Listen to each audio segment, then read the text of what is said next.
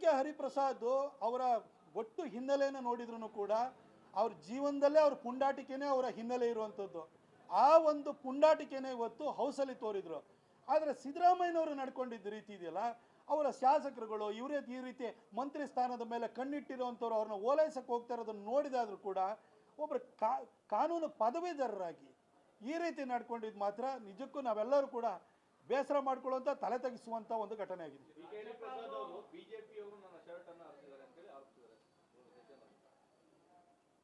ನೀವು ಮೀಡಿಯಾದಲ್ಲಿ ತೋರಿಸ್ತಾ ಇದ್ದೀರಲ್ಲ ವಿಜುವಲ್ಸು, ಅದನ್ನೂ ನಾವೇ ನೋಡಿರೋದು, ನಾನೇನು ಹೌಸ್ ಒಳಗಡೆ ಇರಲಿಲ್ಲ.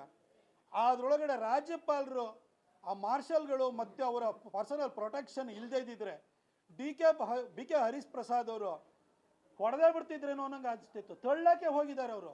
ಹಿಂದ್ಗಡೆಯಿಂದ ಒಂದಷ್ಟು ಜನ ಅವರು ಶಾಸಕರು, ಅವರು ಪುಂಡ್ರ ಯಾರು ಹೋಗಿ ಈಗ ಸದನ ಸೇರ್ಕೊಂಡಿದ್ದಾರೆ ಅಂತ ನಮಗೆ ಅನುಮಾನ ಬರ್ತಾ ಇದೆ.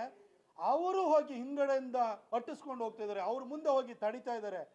ಬಟ್ಟೆ ಹರಿದ್ರೆ ಅಲ್ಲ, ರಾಜ್ಯಪಾಲರು ಅವ್ರ ಪಾಡಿಗೆ ಅವ್ರು ಹೋಗ್ತಾ ಇದ್ರು, ನೀವು ಅಡ್ಡಾಕಕ್ಕೆ ಯಾಕೆ ಹೋಗ್ತೀರಿ ಸರ್? ಬಟ್ಟೆ ಹರಿದ್ರಲ್ಲ, ನೀವು ಬಟ್ಟೆ ಹರ್ಕೊಳ್ತಾ ಇದ್ದೀರಿ, ಮಂತ್ರಿ ಸ್ಥಾನ ಕೊಡಿ ಕೊಡಿ ಅಂತ ಹೇಳ್ಬಿಟ್ಟು ಬಟ್ಟೆ ಹರ್ಕೊಳ್ಳೋ ಕೆಲಸವನ್ನ ಬಿ ಕೆ ಹರಿ